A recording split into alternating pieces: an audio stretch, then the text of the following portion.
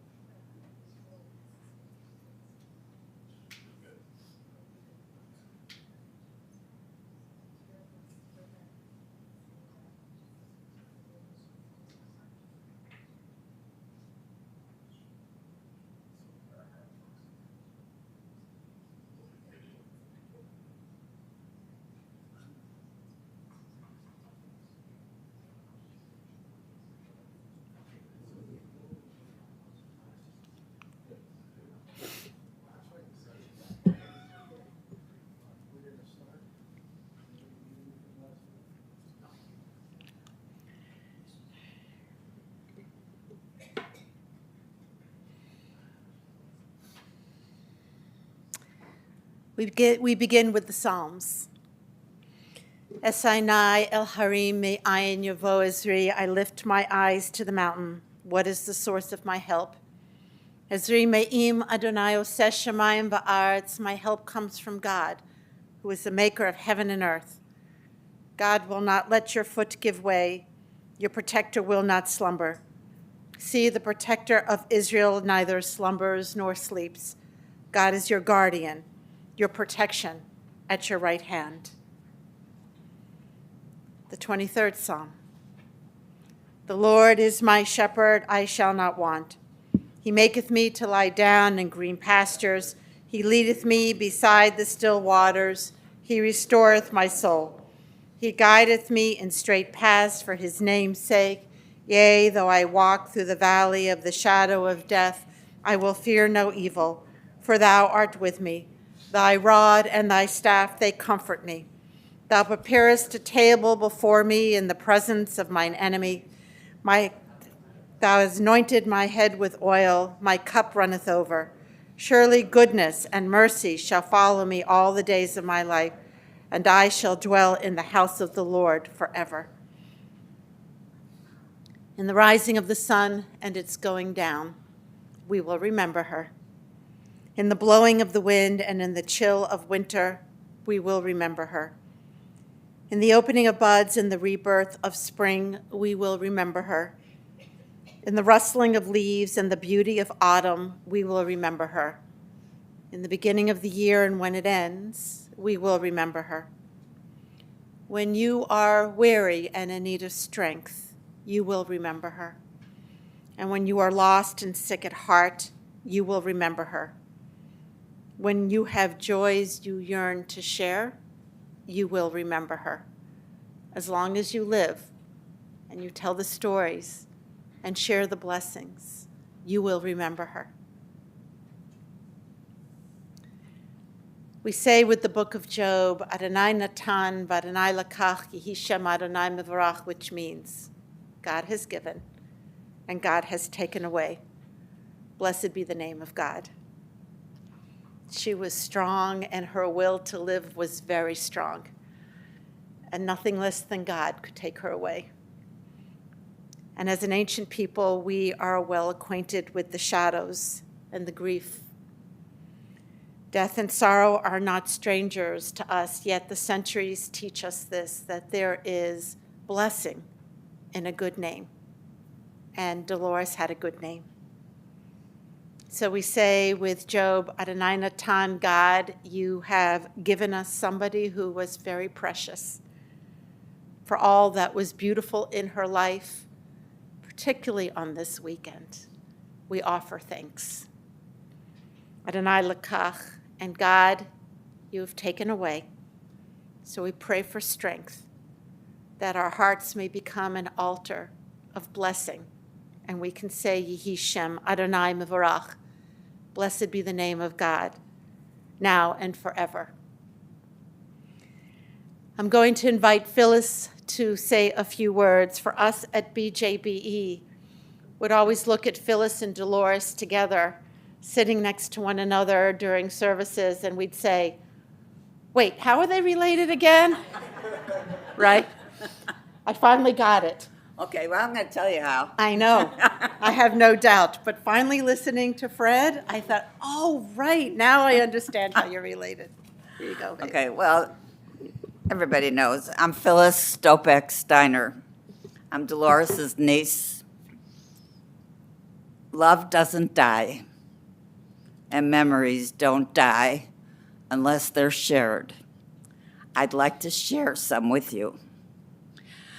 Dolores was my beloved father's baby sister.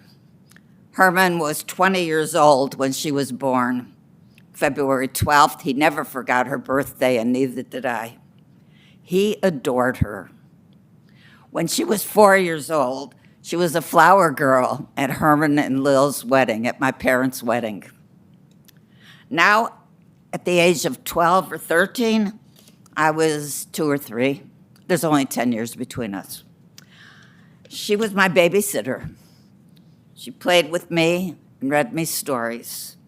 And whenever we visited Bubby and Zadie, where she was living as a teenager, of course, she would always bring out the toys that she had put aside for me, so we'd play for a while. Now she's 14, 15, 16, a teenager, a beautiful teenager. She was really beautiful. I picture her in her bobby socks and saddle shoes, a Frank Sinatra fan. I can't forget her trying to teach this little girl to jitterbug in that third-floor apartment in the West Side. Some of you maybe remember that apartment. I must have been around 8 when I was at Dolores and Sydney's wedding. I'm sure I'm probably the last person to remember that, maybe. I talked to my brother Howard the other day, and he was there too, so I'm not the last person to remember that. That handsome, macho guy, Sydney, he was in the Navy. He was stationed at the naval base in San Diego, and Dolores was going to go with him. It was the war years. Thus, a very simple wedding. It was in the rabbi's home on Independence Boulevard. It was a long call, I remember. They were a gorgeous couple. Fast forward. Dolores is now a widow. She's not working anymore, and she needs something to do besides her quilting. You all know about her quilting. So she lived only a block or two away from BJBE when we were in Glenview. And I suggested she spend a few hours a week as a volunteer in our preschool. She did. And she loved being there. And she bonded with the building and with everybody there. And then she became a member. And what a member she was. She came to every service. She was one of the few people that we started the Saturday morning minyan downstairs while the upstairs was having the bar mitzvah. She was there all the time. She was also a very active part of our sisterhood. She was the one that organized the mahjong cards, but she was all there. She drove to afternoon Hebrew school when we were in the new building, as long as she could keep driving.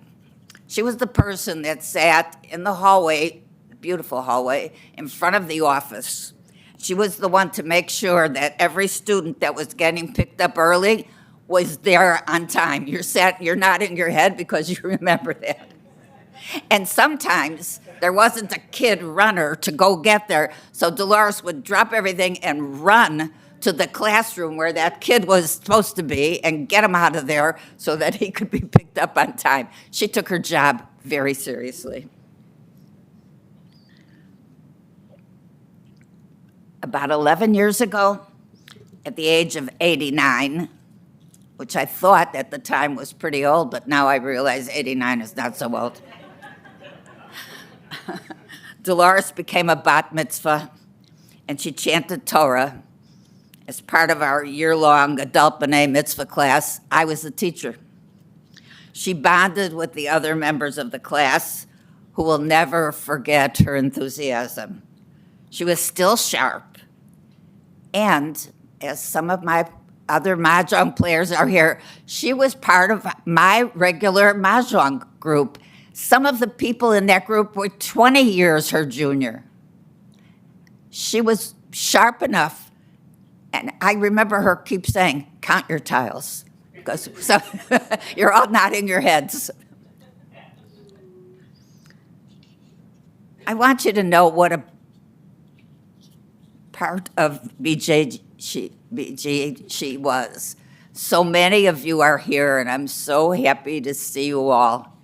And I'm sure she would be delighted. So, Dolores, I'm thankful you were part of my life.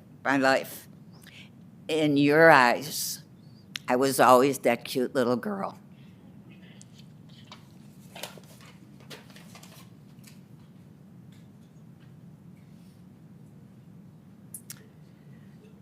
Tim and Samuel, you're coming up with all the grandchildren?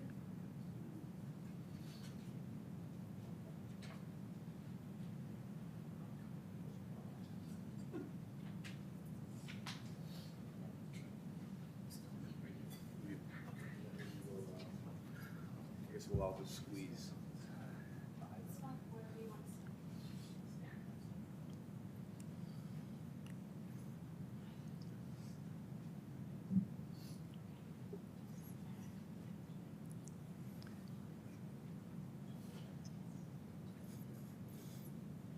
Now we're talking.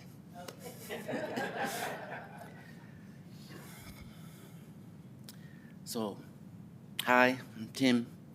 I was the first grandchild, and here's the rest. Say your name.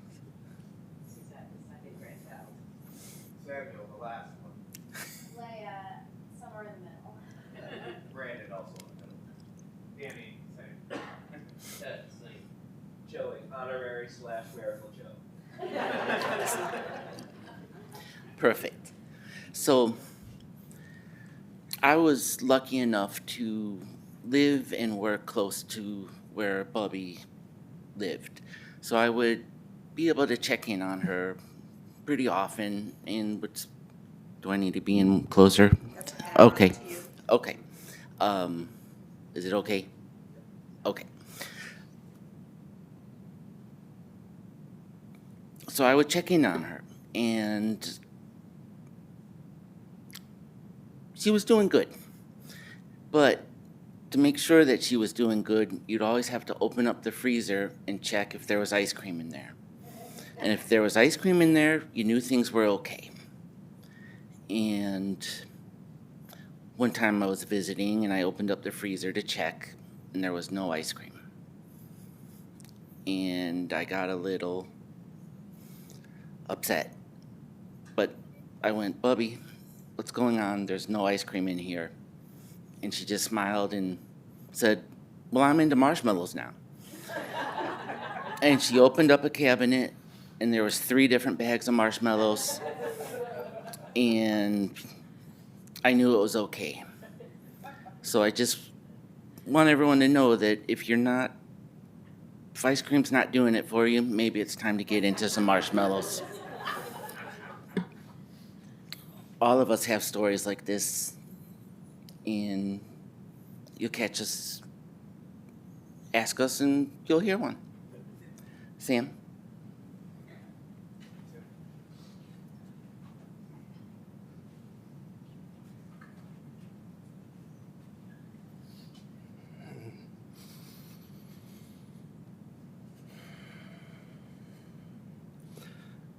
My bubby always told me that I could be whatever I wanted.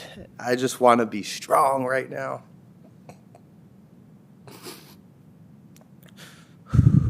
Dolores lived an amazing life over the past 100 years, with over a century of life and stories. It's hard to fathom how we could all possibly express and encapsulate what she has meant to each and every person in this room. I will do my best to share just a little about the way those of us standing up here today knew her best as our Bubby. Over half her lifetime, Bubby's love for her grandchildren has been felt through our family. It's a love so strong that it will ripple through time. For me, it was a love that was felt in the daily letters she sent me, telling me how much she believed in me when I needed to hear it most. It was the quilts she poured her heart and soul into. As the matriarch of this sprawling group of people, whether we lived 5 minutes away or halfway around the world, she made sure each of us always knew how much we meant to her. It never mattered how different our fabric was from each other, we all had a place on the quilt of Bubby's love. She weaved our family together over holidays and gatherings with patterns so beautiful and complex, it was hard to believe she made every stitch. But each one will continue to hold this family together for years, perhaps even another century to come.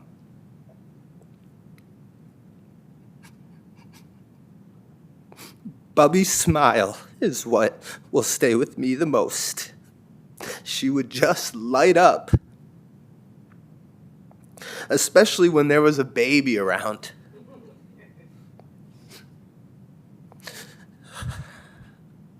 So I'd like to end this where it all began for me. This little piggy went to market. This little piggy stayed home. This little piggy had roast beef. This little piggy had none. And this little piggy went all the way home. Love you, Bubby.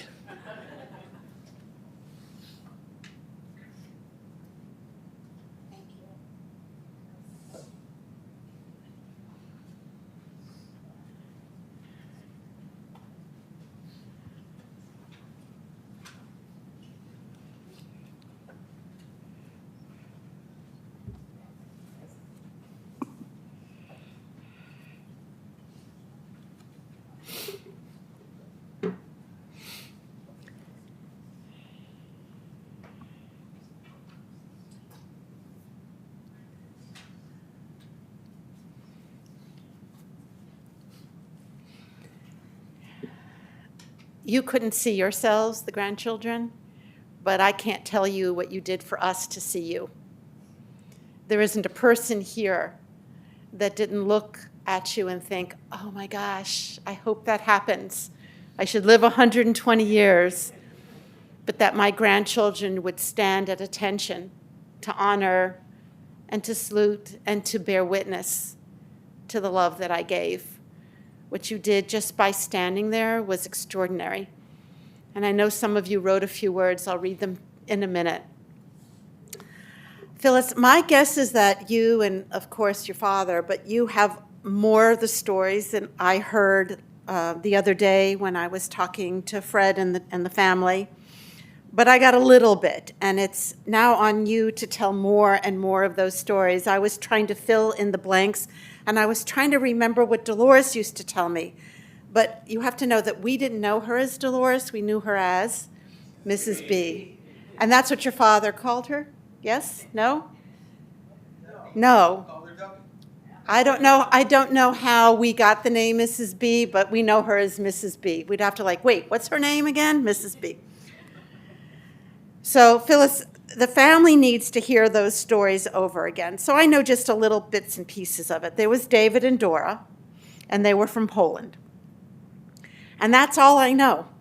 I don't know exactly the city. I don't know exactly what happened.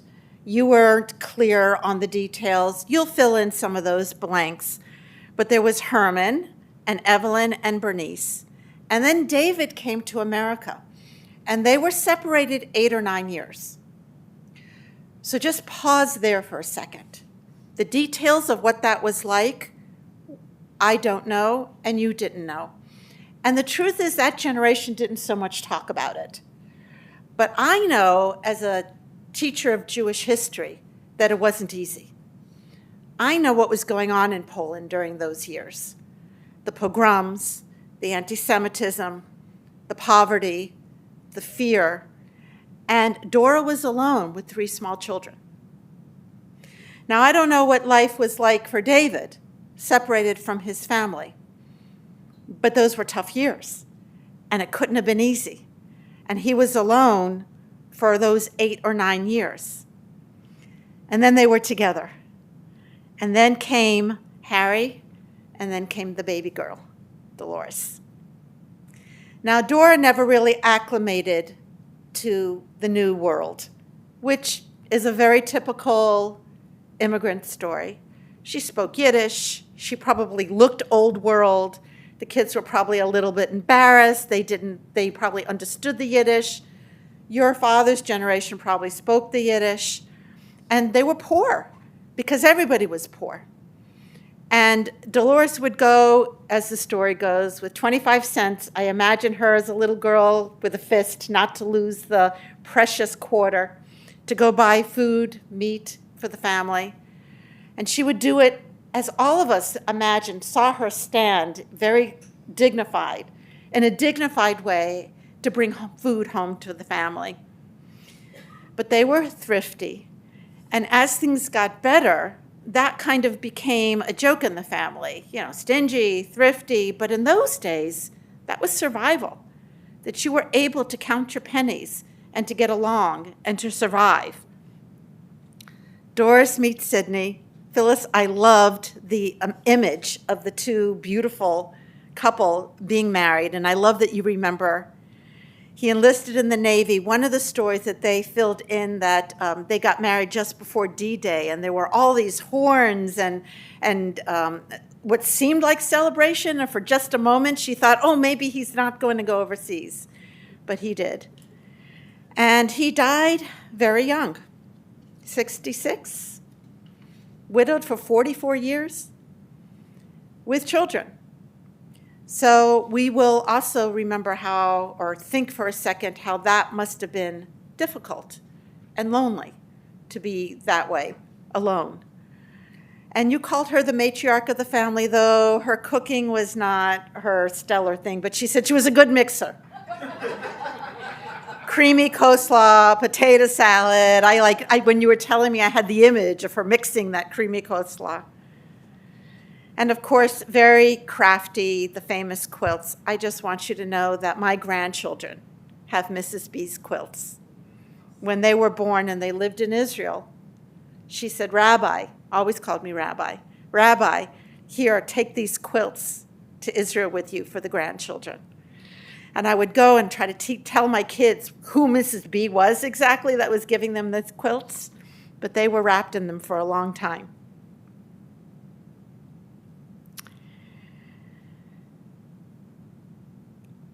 When she was in Skokie living, Mrs. B was very bright and very active. Her mind was very, very active.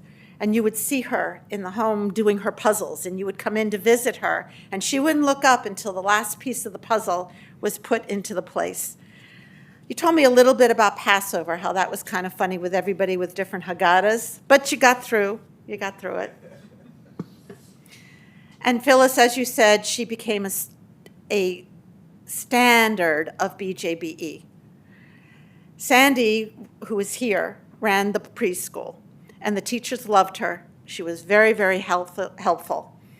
One story you didn't say, Phyllis, that Sandy told me when I called her a little bit later, that there was a little girl in the preschool whose name was Libby, and her parents had a hard time driving her to preschool. So Mrs. B, I don't even know if you know this story. So Mrs. B said, I'll take her. And she would pick up Libby and bring her to the preschool and then bring her back to home again. And this was very important. It's the only way that she was going to be able to get to the preschool. Well, this Libby Fisher is now a rabbi. And I know that Sandy called her and told her that Mrs. B had passed away. And I'm sure Libby had the memories. She liked structure, as those of you who lived with her know. She didn't like to veer left or to veer right, but at that front desk, you couldn't get into the office before passing by Mrs. B. She was reliable, she was responsible, Not only did she run after the kids, but she ran after the student teachers that were there, teenagers. You've got to sign in. And you signed in with the notebook. I remembered she was 90 when she had that bat mitzvah. Phyllis, do you have her speech? Somehow that bat mitzvah speech, when you go through her papers, look for it. I would like to read it again. She was so excited to be a bat mitzvah. She said, I don't know if I can do it. And of course, we all said, you absolutely could do it. And I will never forget standing up there with the Torah scroll open and Mrs. B with her pointer, her yad, and the talit over those frail, small shoulders, and her reading from the Torah. And I have to tell you that I think, personally, that if she had been a different generation, she would have been a learned, very involved Jewish leader, and she would have known Hebrew, and she knew it by rote as it came out every Saturday, every Friday night, always at the synagogue.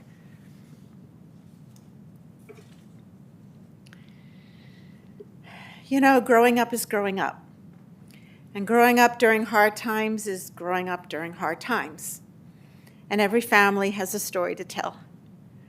Her grandchildren have an incredible story to tell. Maxine, you sent a little note for me because I wasn't able to talk to you. Mom and Dad, you said you were around the world for their overseas stints. I can still see her outside walking our dog, looking over the beautiful, wooded Australian? You went to Australia. Australian countryside. Just mesmerized by the rare black cockatoos, which were totally covered in a tree in the yard. She did this every day for a month. She came to visit you. There must have been 1,000 beautiful memories from that. From the children. You know, having that one person in your life that gives you unconditional love, you had more than one person, but having that one person is a lifeline. Tom said, Bubby welcomed me into her family from the beginning of my relationship with Maxine. Leia said, some of my favorite memories of Bubby were just hanging out in her apartment, just being there, sitting at the kitchen table, chatting about everything. She let me go through her jewelry, let me try on all the pieces. It was so cool. I loved when she would bring us Chicago pizza, and of course, we both had serious love for sweets, so she loved her sweets. I'll never forget sharing marshmallows together. Sam, I'll always cherish her remembering me when we visited her for her 100th birthday party. What a gift that 100th birthday party must have been. It was humbling and an honor to see all the amazing friends and family that loved her and able to celebrate with her. It was also a joy to see her face light up as she saw that cake. I can see the face now. She was very touched to be able to meet her and to be a part of the lovely family she built. Nuvia, you talked about her fierceness. Yes, we can all attest to her fierceness. Loved her family so much, so protective of all of us. I knew she was taking me into her family, and I knew I would be loved and protected because she would never let anyone hurt her family. It was very special to me. Danny never questioned her unconditional love. Dressed you up in a Charlie Brown costume. And Samuel, you spoke so beautifully, and you told me, and I actually could imagine it and saw it, the letters that she wrote every day. I imagine they were handwritten letters every single day. What you didn't say up here, but you said to me, telling you of God's purpose. Fred, you talked about duty, that you took care of her. It was your duty. And I was thinking about that all night. And I thought to myself, you know, that could sound like, well, of course I did it because it was my obligation. But knowing her, that was one of her life lessons, to be responsible, to have a sense of obligation, to be dutiful, which is a value in this world. And we're not dutiful to our parents because we have to be. we do it because it's the right thing to do. And somehow they imbued that sense of rightness inside of us. The day before you saw her, the day before she died, you saw her and you sat by her bed quietly and rubbed her arm. I'm sure that touch was very special to her. And you played music, and you told me she calmed down, she loved to hear the music. I said, well, what did she like? And you said, well, she liked the sound of music. I said, Karyn, which did she like the most? And you said, oh, I don't know, all of it. And then you said, the world is alive with the sound of music. And every time we hear that song, we're going to remember that the world is alive when there is the music of a person and a soul walking through this world. The kids were very bereft at her passing. It actually doesn't matter how long we have a person.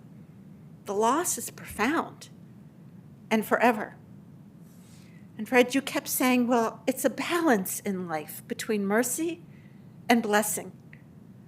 And I asked you, well, what is that? And you said, there's just a thin line in this world, in this life, between mercy and blessing.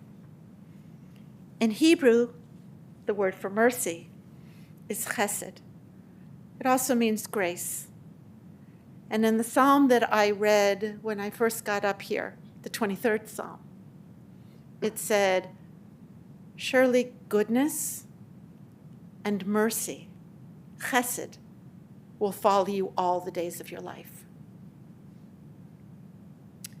And as we sort out the story that is our lives, complicated, beautiful, difficult, a story like everybody else's story, remember this, and she would want me to tell all of you, that it's not guilt or death or sadness that follows you all the days of your life. Surely it's goodness and mercy that follow you all the days of your life, if that's how you choose to see it, and if you allow that blessing into your life. May her memory be for a blessing. Please rise.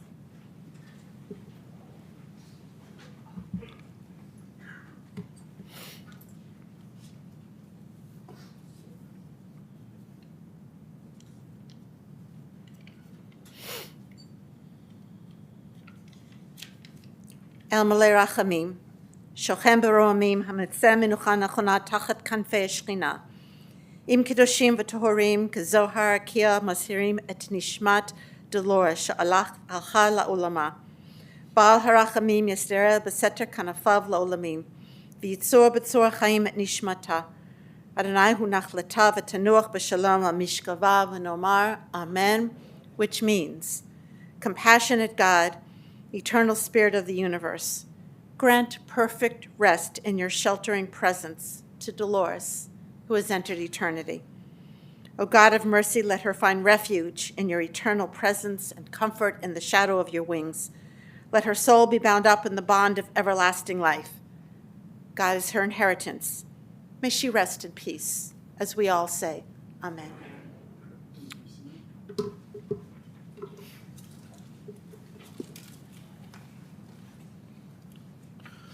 Ladies and gentlemen, the interment service will continue at West Lawn Cemetery, located at 7801 West Montrose in Norwich. The family will be returning to the Breitberg Esken residence at 6853 North Lamont Avenue in Lincolnwood immediately upon return from the interment until sundown. Memorial contributions to the Evanston Animal Shelter would be appreciated. All that information can be found on the funeral home's website for those of you who are joining us online or on the service folder. For those of you who will be driving in the funeral procession to the cemetery, the procession will be forming in our parking lot. Please obtain an orange safety funeral sticker to place on the right-hand side of your windshield. Have your bright lights and hazard lights on at all times. For additional measures of safety, we'll be providing a car in the back of the procession to hopefully keep other cars from entering the procession. Please use your high beam headlights, your hazard lights, and use your horn liberally as you're going through the intersections. And lastly, please do not speak or text on your cellular phone while driving to a cemetery. This time I invite everyone to please rise and stand in place as we escort the casket of Dolores Breitberg from the chapel. Then you may return to your cars.